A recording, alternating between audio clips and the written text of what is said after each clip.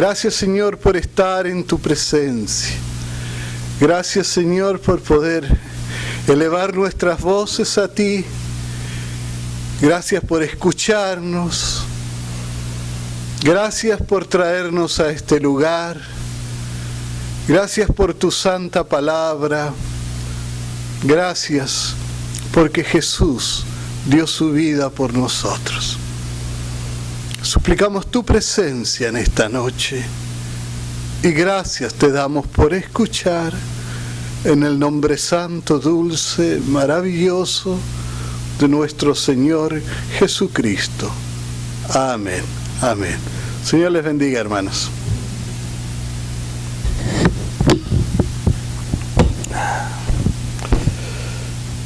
Estamos viviendo en Estados Unidos una jornada de elecciones, ¿verdad? Por todos lados se habla de elegir un candidato, ¿cierto? ¿No? El Partido Demócrata quiere elegir su candidato, el Partido Republicano quiere elegir su propio candidato. A eso se le llama democracia, ¿no? Y la democracia, hermano, es ese sistema en que vivimos, en el cual el pueblo es el que manda, dice, ¿no es cierto? La mayoría es la que manda. Tal vez podríamos llamarle también, la democracia es darle el gusto a la mayoría. Y entonces, pareciera que nosotros llegamos a pensar a veces por lo mismo, que la mayoría es la que está en lo correcto, ¿cierto? Y tratamos o vemos o a veces sin querer buscamos imitar a la mayoría,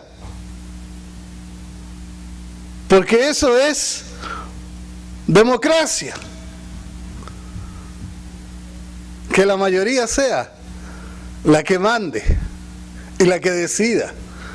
Y pensamos que la mayoría siempre piensa mejor.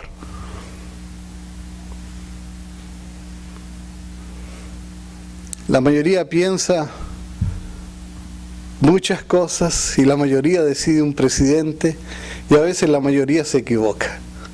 ¿No es cierto? Bueno, hermanos, hoy seremos democráticos en esta iglesia y votaremos. Levanten la mano todos los que crean que la mayoría siempre tiene la razón.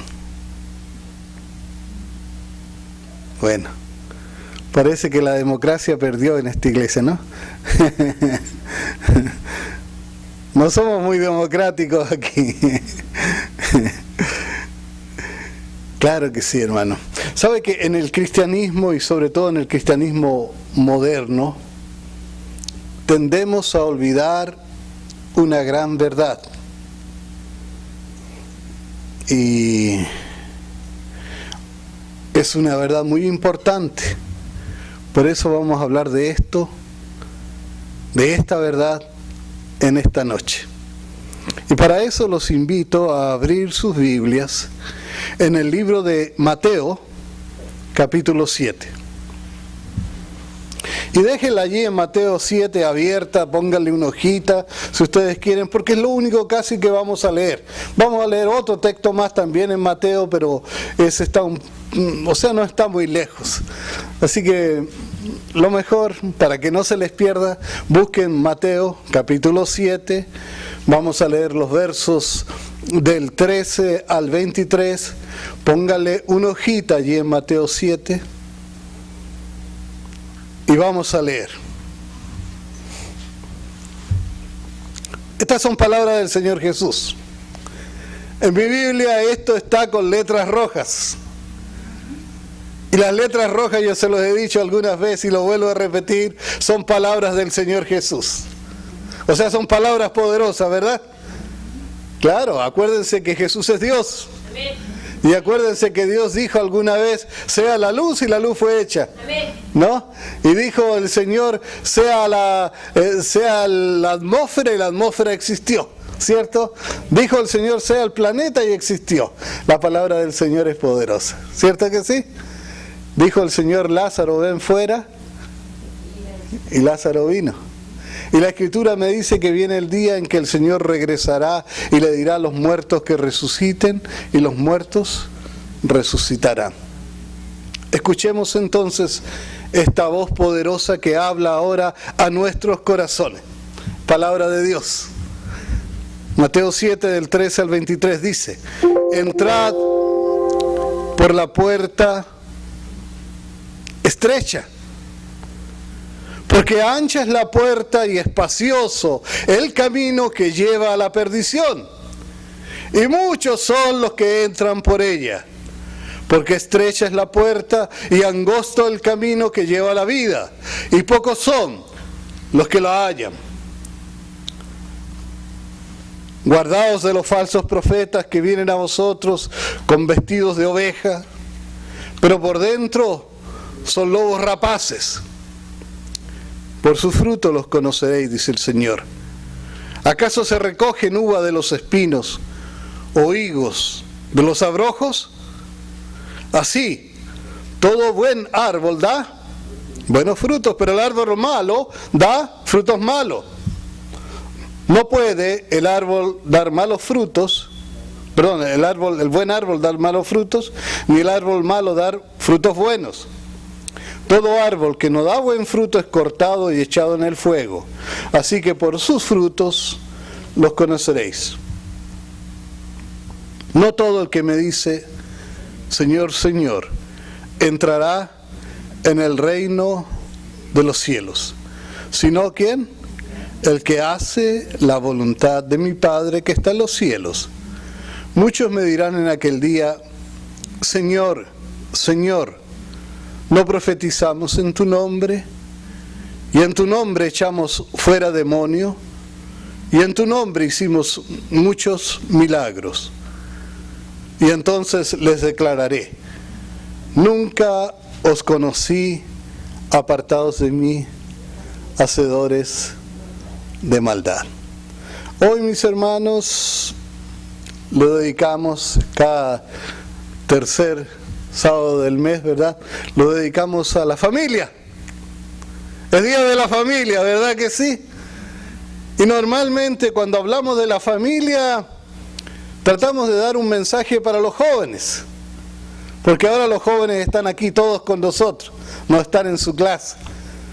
¿Cierto que sí? Y les voy a decir una cosa, hermano.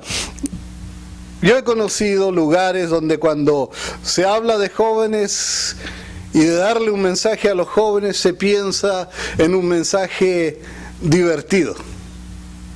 ¿Sí?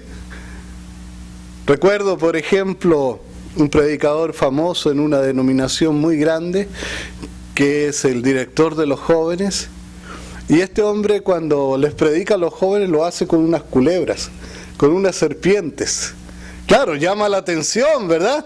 Pues como él es un experto en serpientes, entonces él sabe cómo sacarles el veneno y todas esas cosas. Entonces él está predicando y con la serpiente, y claro que llama la atención. He visto algunos que hacen hasta actos así de magia para llamar la atención de los muchachos. Y algunos piensan que para hablarle a los muchachos hay que ser chistosos, ¿verdad? Pero hermano, nadie se convierte con magia, ni con serpientes, ni con chistes. Así que vamos a hablar directo de la Biblia, de la palabra del Señor. Y aquí hay muchachos, tremendos muchachos. Yo a estos muchachos los admiro. ¿Verdad que sí? Cuando los veo tocar, cantar con el corazón, queriendo alabar al Señor, adorar a su Dios, son unos muchachos especiales. ¿No es cierto? Los queremos mucho. Los queremos mucho y sabemos que ellos están dispuestos a escuchar la palabra del Señor. Dijimos que siempre en nuestro tiempo tendemos a olvidar una gran verdad. ¿Cierto que así comenzamos? ¿Y cuál es esa gran verdad? Bueno, el Señor decía que la puerta que lleva al infierno es una puerta ancha. Y muchos van por allí. La mayoría se va por allí. Esa es la puerta popular. Esa es la puerta que le gusta a la mayoría. Por allí es donde viajan todos aquellos que van a la perdición y que les gusta andar con el grupo grande, que les gusta hacer lo que los demás hacen. ¿Cierto que sí? Hermanos, ¿sabían ustedes, y muchachos, ya lo hemos dicho, pero vale la pena repetirlo, que los peces, solamente los peces muertos, son llevados por la corriente? Los demás luchan contra la corriente, ¿no? Hay incluso algunos peces que son capaces de subir grandes caídas de agua y se van contra la corriente por las rocas, suben arriba y siguen contra la corriente. Y los muchachos cristianos son esos peces que yo le digo, los conozco por truchas, ¿verdad? Creo que los salmones hacen lo mismo también, ¿no es cierto? Que vienen en sentido contrario y entonces cuando llegan a la caída de agua la suben y siguen nadando en sentido contrario. Bueno, esos son los muchachos cristianos. Salmones, truchas, muchachos capaces de navegar contra la corriente, contra la moda a veces, contra lo que a todos los demás les gusta. Los muchachos cristianos no quieren ser populares. Los muchachos cristianos quieren ser fieles al Señor. Lo importante no es gustarle al hombre, lo importante es gustarle ¿a quién? A Dios, gustarle al Señor, no es a la mayoría, sino que ¿a quién tenemos que gustarle? Al Señor. Hermanos, les voy a decir algo.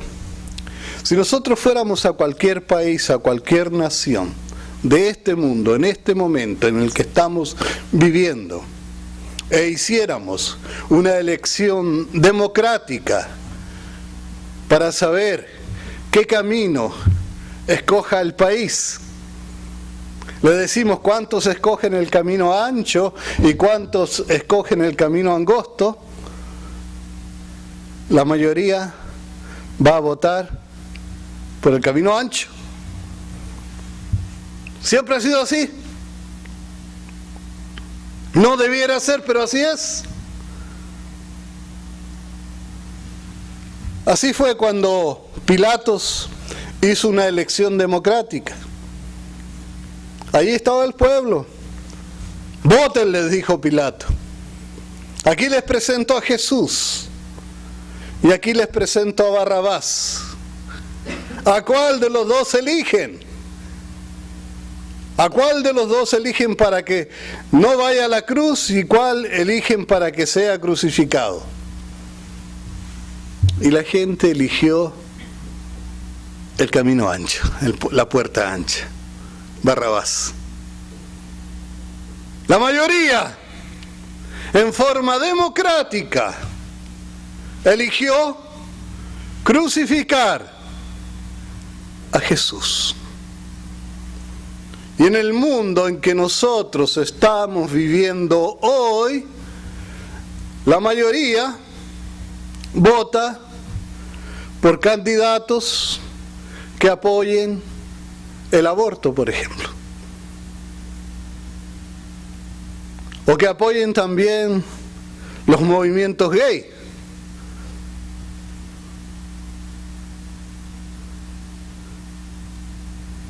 Todo lo que tenga que ver con la puerta ancha.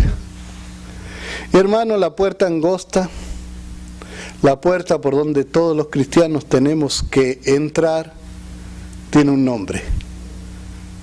Se llama Jesús.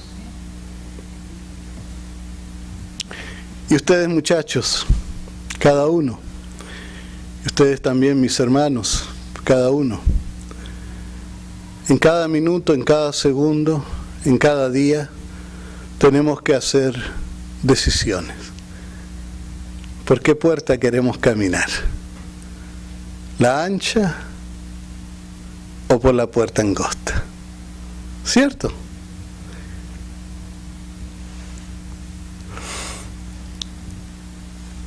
Saben una cosa, hermanos, que el que no entra por la puerta angosta no puede ser cristiano. El que no viene a Jesús no puede ser cristiano. El que no acepta a Jesús como su Salvador personal no puede ser cristiano. Y no se trata solamente de pasar por el pasillo y hacer una oración. Se trata de entregarle la vida a Jesús. De creer totalmente en Jesús como su Salvador. De eso se trata. Se trata, mis hermanos, de lo siguiente. Se trata de que si yo te pregunto a ti, ¿cuál sería la razón por la que tú crees que debes ir al cielo? ¿Sabes lo que me contesta la mayoría? Bueno, yo creo que debo ir al cielo porque yo voy a la iglesia todos los tiempos que hay servicio. O porque yo leo la Biblia. O porque yo oro. O porque yo hago esto otro. ¿Cuántos votan por eso? La mayoría levanta las manos. Pero ninguna de esas cosas es la puerta. La puerta es Jesús. Amén. Si tú, cuando te pregunten, ¿por qué crees que puedes ir al cielo o que vas a ir al cielo? Si tú me dices que tú vas a ir al cielo por todas esas cosas que yo dije, porque lees la Biblia, porque vas a la iglesia, porque predicas a Jesús, no vas al cielo por eso. Capaz que te pierdes, hermano. Capaz que no vas a entrar. Te vas a quedar afuera. Porque la única razón por que podemos entrar al cielo se llama Jesucristo. Él es la puerta. No hay otra puerta. Es triste, hermano, pero a veces malinterpretamos esto. A veces nos asustamos, por ejemplo, porque en la Iglesia Católica bautizan a los bebitos chiquitos, ¿no es cierto? Y decimos, no, alguien tiene que crecer y hacer su decisión antes de que lo bauticen y antes de que conozca al Señor. Y está bien. Pero a veces hacemos algo parecido. Hay mucha gente, hermano, que pasa adelante y a veces los predicadores hemos cometido, y yo he cometido, y yo pido perdón si lo he hecho, el error de decirle a la gente, ¿tú crees que Jesús es tu Salvador? Sí. ¿Crees que te tienes que arrepentir? Sí. ¿Te arrepientes? Sí. ¿Pides perdón? Sí. ¿Quieres que hagamos una oración? Sí. Hacemos la oración, entonces yo digo, te declaro salvo. ¿Quién soy yo? ¿Conozco su corazón? Sé si realmente aceptó al Señor. Yo le digo, si lo hizo, si lo aceptó, sí. Si de verdad creyó en el Señor, sí. Pero eso se va a saber no en ese momento, ¿sabía? En el transcurso de su vida. Porque aquel que aceptó a Jesús muestra evidencias. ¿Sabía usted, hermano, de que, y esto se ha hecho estudio, se han hecho estadísticas, que de cada 100 personas que pasan por un pasillo diciendo que aceptan al Señor, 95% dejan de ir a la iglesia después y la mayoría no van nunca más a la iglesia. Entonces eso nos hace pensar que hay algo que tiene que estar arreglándose allí, ¿no es cierto? Tiene que haber evidencia en tu vida, mis hermanos, porque si no, nunca fuiste salvo. Muchas veces cuando decimos así, la gente queda vacunada contra el Evangelio, ¿sí? Venga a alguien, hablo yo con alguien del Evangelio, le hablo de Cristo, le digo que necesita venir al Señor y necesita aceptar al Señor, y esta persona me dice, no, pues si eso yo ya lo hice. Yo lo hice hace como 2 años atrás. Así lo hiciste y seguiste yendo al... No, pero yo ya me salvé porque yo ya lo hice. Me dijeron que yo estaba salvo y ya estoy salvo. Si no hay evidencias, hermanos, hay que pensarlo. Cuando alguien más le habla del Evangelio, ¿no es cierto?, esta gente puede quedar vacunada y ya no quiere escucharlo más. Hermano, ¿sabía usted que a veces predicamos solo la mitad del texto? Porque el texto nos habla de 2 puertas. Y dice que una es ancha y la otra angosta. Y ahí se queda, ¿no? Que una va al cielo, la otra va al infierno. Ahí se queda. ¿Sí? ¿Se trata solo de entrar? ¿Qué dice el texto? Si usted lee el texto de esa manera, no lo está leyendo completo. Si solo hablamos de la puerta, no estamos leyendo el texto completo. Versos 13 y 14 dice, entrad por la puerta estrecha porque ancha es la puerta y espacioso, ¿qué cosa? No solo es la puerta, es también el camino. No basta con entrar por la puerta, sino que hay que andar por el camino. Son 2 cosas. No se trata solamente de venir y aceptar al Señor, sino vivir la vida cristiana también. ¿No es cierto? O sea, caminar por el camino del Señor. Les voy a decir una cosa, hermano. Nadie puede caminar por el camino ancho si entró por la puerta angosta. Y de la misma forma, nadie puede caminar por la puerta angosta si entró por la puerta ancha. Así de sencillo, así de fácil. Si tú realmente entraste por la puerta angosta, si tú realmente viniste a Cristo, si realmente hiciste una decisión por Cristo, si de verdad te arrepentiste, si de verdad creíste, entonces tú vas a caminar por la puerta, por el camino angosto. Vas a caminar no por donde camina la mayoría. Tú no vas a ir por la moda, ni te vas a dejar llevar por el río. Tú no eres un pez muerto. Tú eres un pez con vida. Y tú eres capaz de navegar contra la corriente. Y de eso se trata. Tienes que caminar. Hermanos, no basta con entrar por la puerta, hay que caminar también, dijimos. Hay que creer en Cristo, hermano, no es solamente decir yo creo. Lo hemos dicho y lo volvemos a repetir. Creer en Cristo es dejarle toda nuestra vida en sus manos, creyendo que Él hará lo mejor por nosotros. ¿No es cierto? Creyendo en Él, entregarle todo a Él realmente.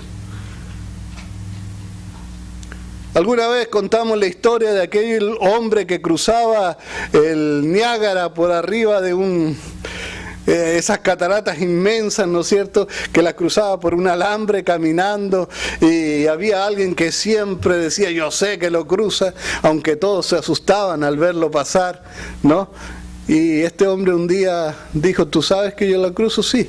Bueno, ahora voy a cruzar con una carretilla de mano. Le dijo, ¿estás seguro de que cruzo? Sí, yo estoy seguro, muy bien. Súbete en la carretilla.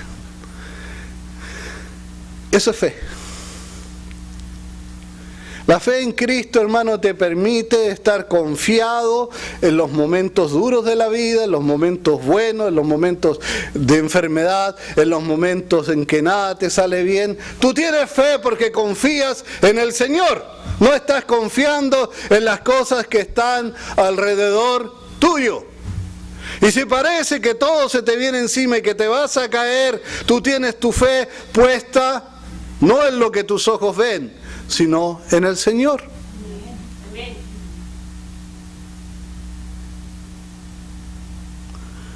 Hermanos, en esto no hay engaño. Si entras por la puerta ancha, esta te lleva al camino ancho. ¿Y la puerta angosta te lleva al camino menos gustado, tal vez? ¿No? No, capaz que no le vas a gustar a mucha gente. No vas a ser muy popular. Porque el camino angosto no es el camino popular. ¿Cierto que no? No lo es. Por algo es angosto. El Señor dice que por ahí son pocos los que caminan. En el otro son muchos los que caminan. Pero por el camino angosto son poquitos. Hermano, tú sabes que entraste por la puerta angosta si vives y si caminas por el camino angosto, por donde no camina la mayoría. Si te has separado del mundo,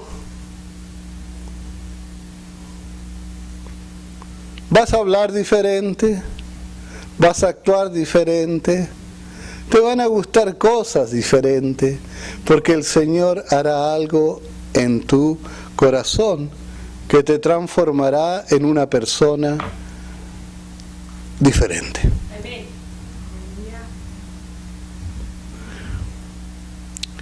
Si tú entraste por la puerta angosta, entraste por Cristo, entonces eres salvo. Y si hay salvo, habrá evidencia. No es posible ser salvo sin que haya evidencia.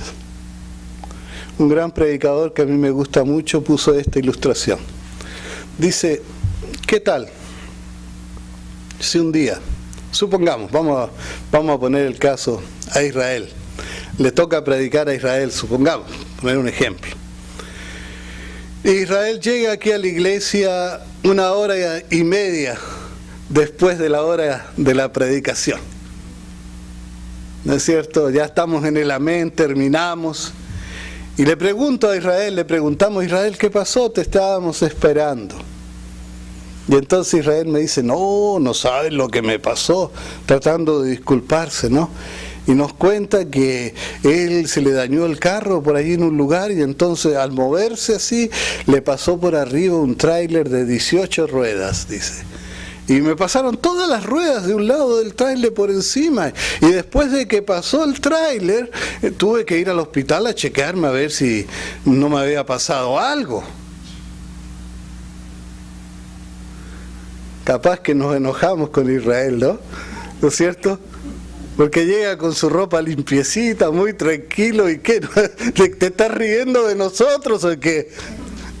¿No es cierto? Claro, porque no hay evidencias. Si él es chocado por un camión, si es atropellado por un camión, habrán evidencias. Se verá. Yo no creo que nadie quede vivo si le pasa un camión de 18 ruedas por encima.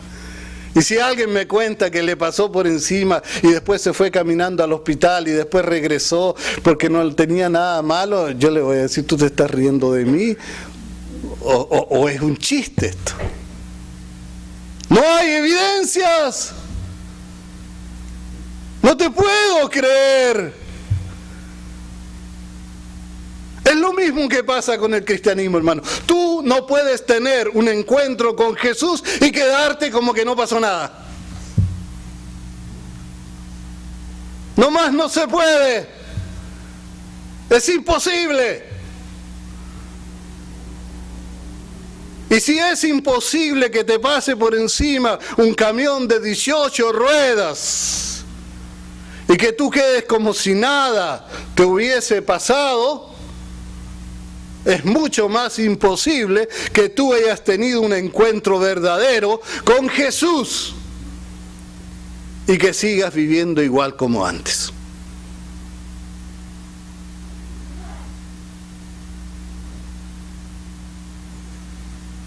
Es imposible. Esto se mostrará en tu vida, hermano. Muchachos, niños, adultos, no importa. Si tuviste un encuentro con Jesús, esto se verá. Se tiene que ver, es imposible que no sea así. No hay otra forma. Tienen que haber cambios y cambios radicales en tu vida. Amén. De hecho, los voy a invitar, hermanos, a leer, para que vean que yo no estoy hablando de mí mismo. Mateo 21, versos 42 al 44. Mateo 21, del 42 al 44. Dice así: Jesús les dijo: ¿nunca leísteis en las Escrituras la piedra que desecharon los edificadores ha venido a ser cabeza del ángulo? ¿El Señor ha hecho esto y es cosa maravillosa a nuestros ojos? Por tanto os digo que el reino de Dios será quitado de vosotros y será dado a gente que produce los frutos de él. Y escuchen esto: y el que cayere sobre esta piedra, ¿quién es la piedra? ¿Qué le va a pasar? Será quebrantado.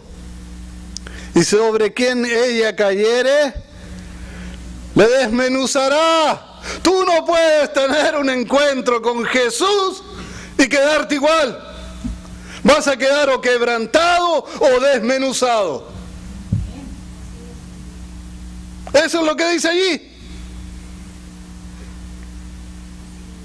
Quebrantado, hermano, porque cuando vienes a Jesús y tienes un encuentro verdadero con Jesús, vas a sentir dolor por lo que fuiste, por lo que eres. Arrepentimiento. El Señor tocará tu corazón y sabrás que estás mal y que necesitas cambiar. Y desmenuzado, porque el viejo hombre será hecho polvo. Amén, amén. Si un camión mataría a una persona, un verdadero encuentro con Jesús mata también al viejo hombre. Así es, Señor. Así es. Muchachos, bueno, en general a todos, no se puede vivir en Cristo y vivir en una vida, por ejemplo, de pecados, ya sea sexual, de droga, de violencia, que el mundo vive. No se puede nomás. Son incompatibles. Si de verdad entraste por la puerta angosta, entonces caminarás también por el camino angosto. No puede ser de otra manera. Ya no serás igual. Puede ser que peques de repente. No estoy diciendo que el que viene a Cristo no peca nunca más. Eso no es así. Pero si vienes a Cristo y vuelves a pecar, vas a sentir dolor por el pecado.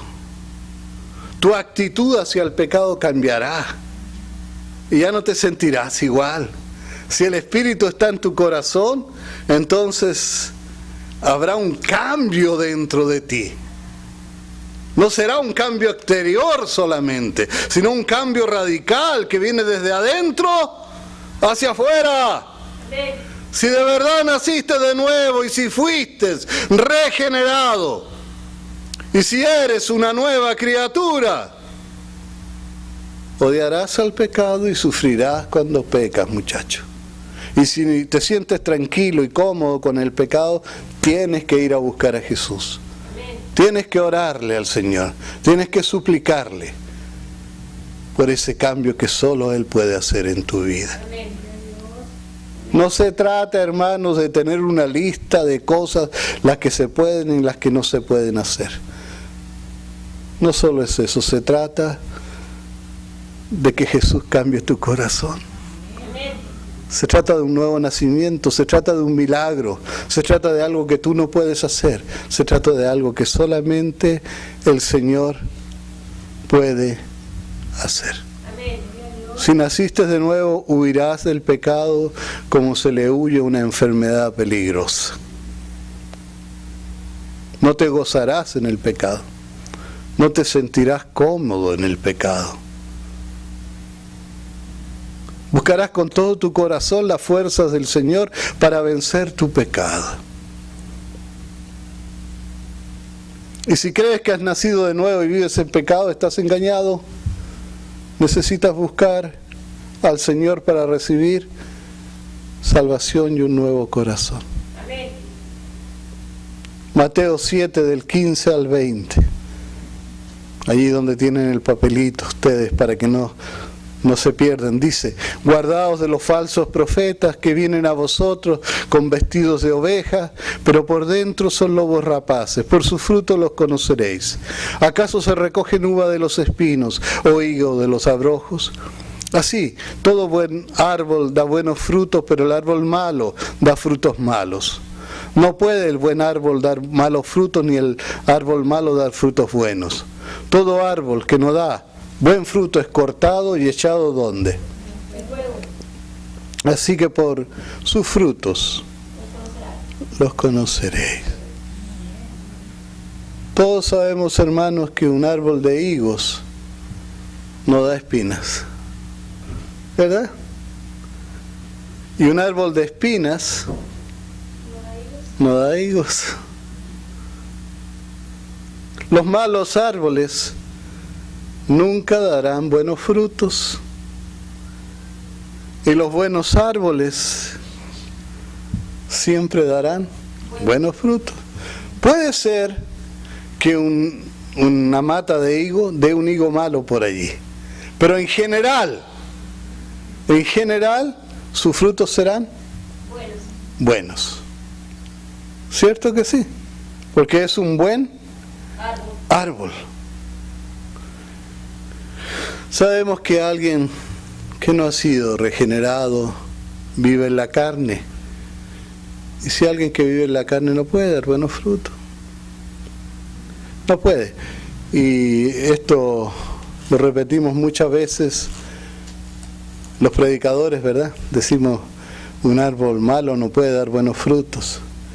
Pero a veces también estamos predicando la mitad en esto. Porque no solo dice el árbol bueno no puede dar, el árbol malo no puede dar buenos frutos. También dice el árbol bueno no puede dar malos frutos. Si eres un árbol bueno, no te equivoques, hermanito. Si eres un árbol bueno, dijimos, una higuera buena, o un peral bueno, o un manzano bueno, de repente le va a salir una fruta mala, ¿verdad? No te desanimes si de repente te salió un higo malo. No, en serio. No es para desanimarse, al contrario. Mis queridos hermanos, si el general de tus frutos son malos, si todos tus frutos son malos, no me digas que eres un árbol bueno. No me digas que ya tienes al Señor. No me digas que te convertiste. Ya me estás juzgando.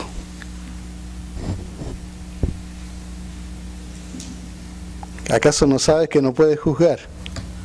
Es malo juzgar.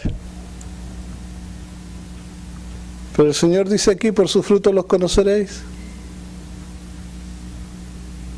Son palabras del Señor.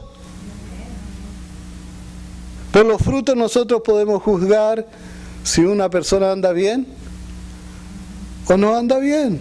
Nosotros no podemos decidir si se va al cielo o al infierno. No podemos conocer su corazón. pero sí podemos juzgar. Los conoceréis, dice. Los conoceréis. No estamos llamados a estar juzgando a nadie, no debemos juzgar a nadie, pero que no venga nadie a predicarme el Evangelio mientras vive una vida perdida. ¿No es cierto? No podemos escuchar eso. Y muchachos, tampoco puedo yo decir que yo entré por el camino angosto y ando en el camino angosto y camino en el camino angosto si estoy dando malos frutos. Sería una mentira. Estaría engañándote. Le traigo oprobio al Evangelio. Le traigo oprobio al nombre del Señor. Muchachos, ustedes, tráiganle orgullo al nombre del Señor. Tráiganle gloria al nombre del Señor. Honren el nombre del Señor con sus vidas. Que esa es la mejor forma de honrar el nombre del Señor. ¿Verdad que sí?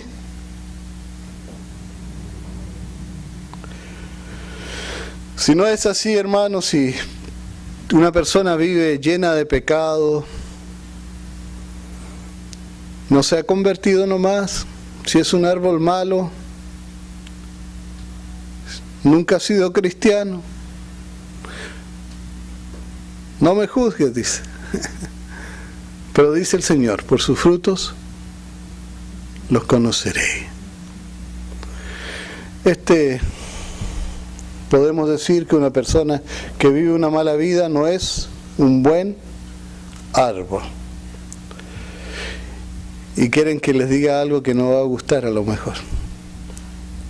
¿Sabe que cuando nosotros leemos estos textos pensamos y decimos, bueno, ya sé, ya entendí. Si vengo a la iglesia y si soy cristiano, entonces estoy en el camino angosto, entonces soy un buen árbol. Y cuando habla de los árboles malos, está hablando del mundo. ¿Cierto?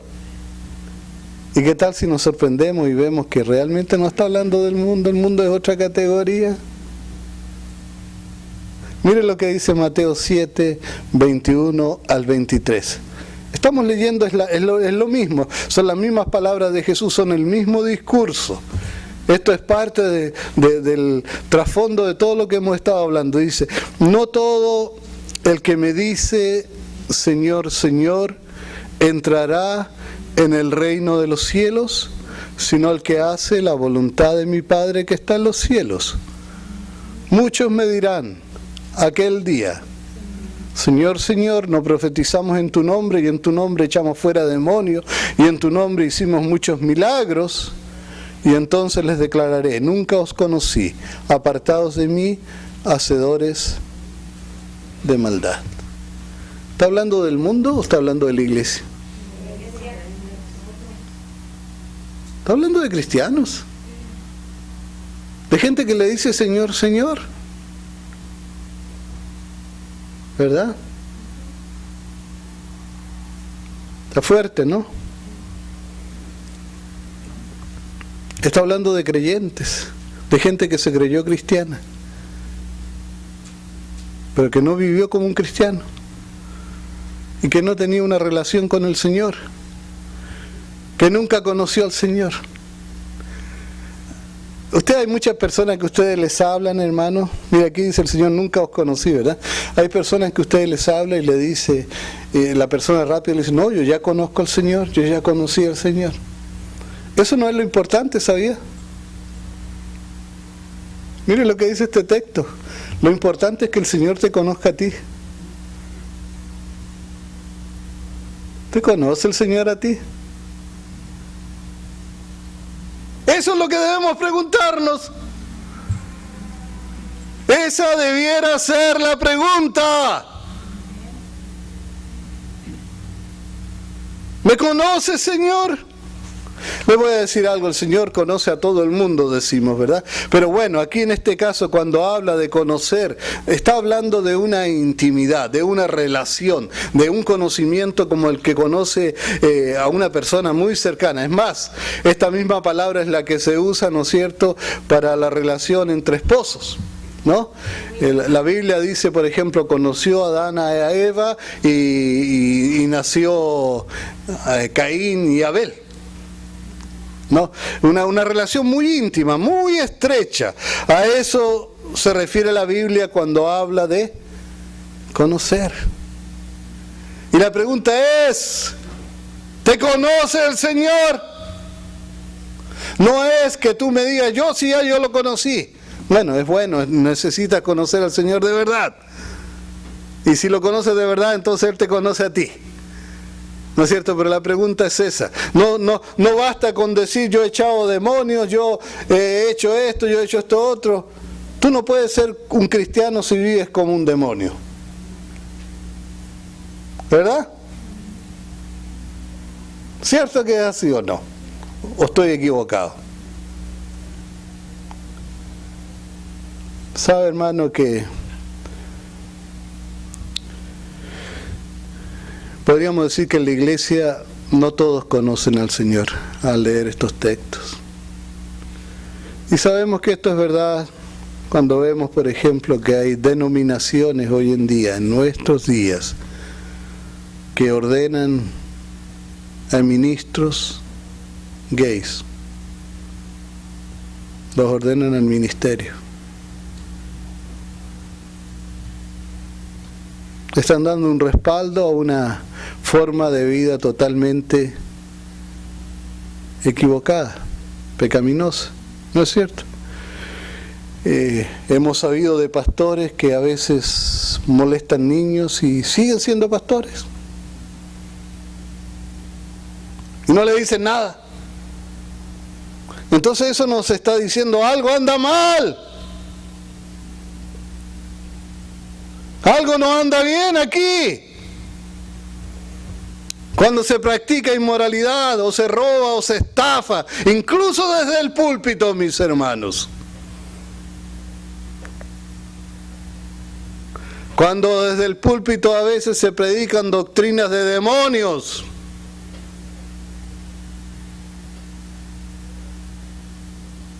No podemos decir que toda la iglesia conozca al Señor.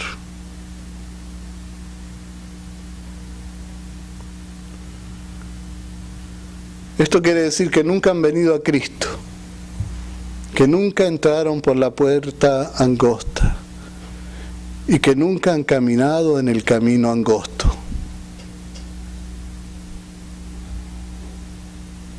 Sí sabemos que en la iglesia hay malos árboles que dan malos frutos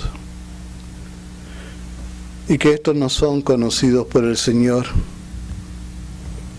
y que aunque asistan a la iglesia, a todos los servicios y se sienten en el primer asiento o hasta prediquen, mientras no hayan entrado por la puerta estrecha, mientras no hayan venido de todo corazón al Señor, mientras no hayan venido al Señor entendiendo que somos pecadores, entendiendo, hermanos, que somos débiles, entendiendo que no hay fuerza en nosotros, pidiendo, suplicando, no exigiendo, suplicando como debiera ser nuestra posición. El perdón. Y rogando por un cambio de corazón y de mente. Suplicando porque el Señor sea el dueño de nuestras vidas.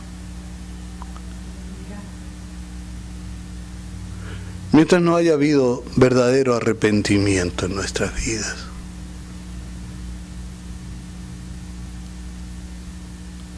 Mientras no estemos caminando por el camino angosto. Mientras nuestra vida no dé los frutos del verdadero cristianismo.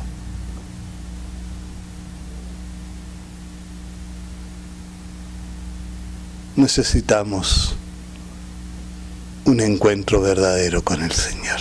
Amén. Mientras eso no esté pasando en tu vida, necesitas buscar al Señor, llorar, suplicar, rogar. El Señor te ama. El Señor quiere lo mejor para ti. Jesús murió por ti. Él derramó su sangre en la cruz para que tú seas salvo. Eso vale mucho, mi hermano. Vale demasiado. Si nosotros llegásemos a entender el verdadero valor de nuestra salvación, si valoráramos lo que Cristo hizo por nosotros,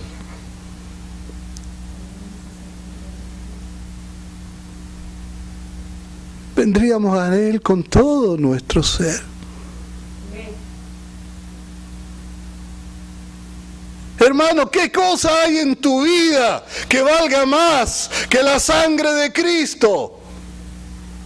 ¿Qué hay en tu existencia que pueda tener un valor mayor que el sacrificio que Cristo hizo por ti? Muchachos, ¿qué cosa en tu vida, qué diversión, o qué moda, o qué entretención,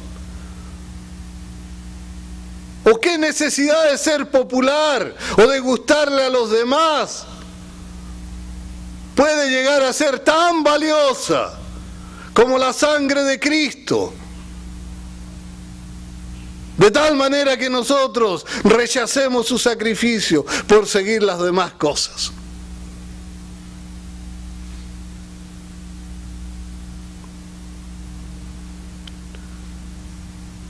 El Señor te ama, hermano. Amén. Jesús murió en la cruz por ti. Él pagó un pago muy alto por tu salvación.